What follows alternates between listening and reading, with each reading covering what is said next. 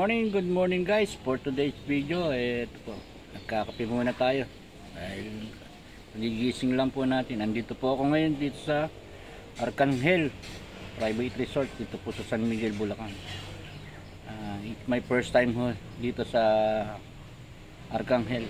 Meron po tayong pasero kahapon pa. Dumating kami dito ay 7 po kasi ang nila, ang inila rito hanggang 5 PM ng hapon ngayon, araw na to.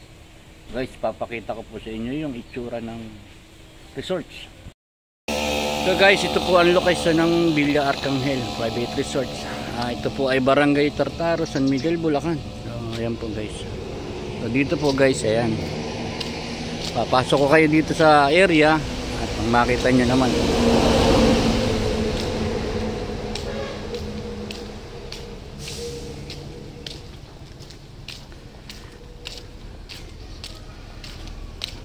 Guys, so guys, ito po ang Villa Arcangel. So guys, ibubungad po sa inyo rito ay isang malaking puno ng mangga na hitik sa bunga guys. Indian mango po yan. So ayan po guys, si Bliss. Ito po yung area ng Arcangel. So ayun po yung dining. At the same time meron na rin po silang video okay dyan. Then nadaling ko po kayo sa pool area.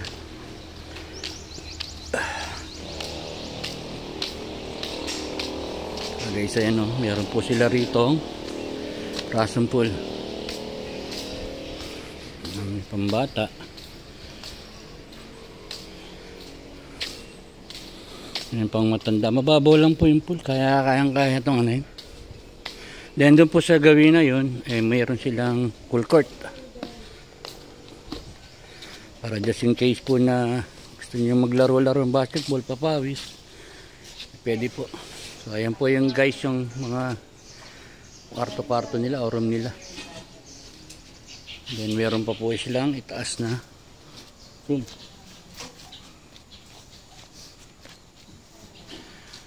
Guys. So ayun po, dito meron din maliit na kitchen na pwede kayong magluto.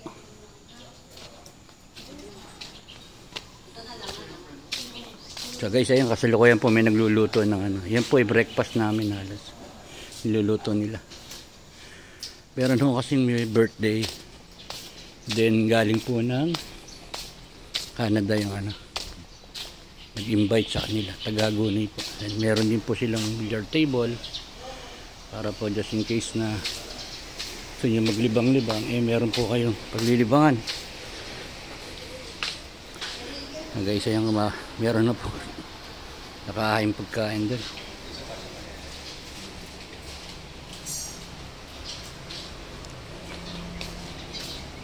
Ayan, nagkalat po yung mga bote, nag-inom-inom sila kahapon. Mula po Manila, almost 3 hours po siguro ang nagiging biyahe rito. Kami po kasi galing ng Bulacan 2 hours lang ang biyahe namin. Okay, siya yung mga hangga, daing bunga. Indian mango lang po yan. Pero hitik na hitik po sa bunga. Po nakialmusal na rin Ito yung papakita ko lang po sa inyo kung ano yung kinakain ni nanay. Ito po ay paros. Galing po yan ng Gunoy. So dati po, binabaon namin sa sinihan yan. Totoo po yun. At doon na yung kinukukot sa loob ng sinihan. Ade, ako po ay YouTuber sa YouTube po. Ayan, meron din po kaming Aros Balenciana. Ayan po yan. Saka meron po siyang nilutong masarap na lumpiang sariwa. Ayan po ang agahan namin, tosino, itlog, hotdog. Saka ako po ay tumira na rin ng Aros Balenciana. Kala po namin dati, nung una namin nakita yan ay Biko. Shoutout po kay Mayor Biko. Hindi po pala. Aros Balenciana po pala. Sa Bulacan ka ba? Wala tayo sa Pasig. So ayan po yung niluto nilang lumpiang sariwa. Ayan, napakasarap po, daing kamote. So guys, ayan po yung masagana naming agahan. Pero si nanay, mas pinili po niya yung paros. Na-miss po niya yung paros eh. Yan guys, yan po ang aming agahan. Eh naman kasi kahit po marami kang makain, yung lumpiang sariwa eh. Okay lang. Gulay po yan. So sarap po niya. Nakita niyo naman patisas.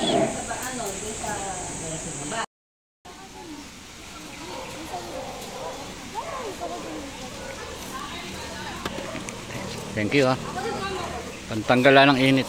Guys, scramble. Parang strawberry flavor.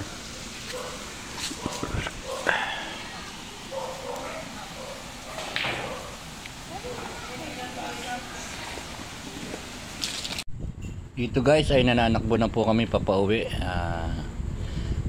Panggaling na po kami dito sa Villa Arcangel Private Resort. So kami po ay pauwi na ng Bulacan dito guys.